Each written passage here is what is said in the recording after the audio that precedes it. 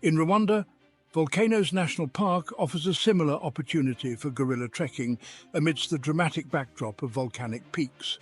This park, made famous by the work of Dian Fossey, provides an unparalleled chance to witness gorilla families in their natural environment.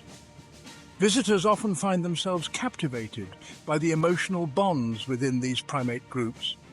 In addition to gorillas, the park is home to golden monkeys and offers hiking trails through its lush bamboo forests.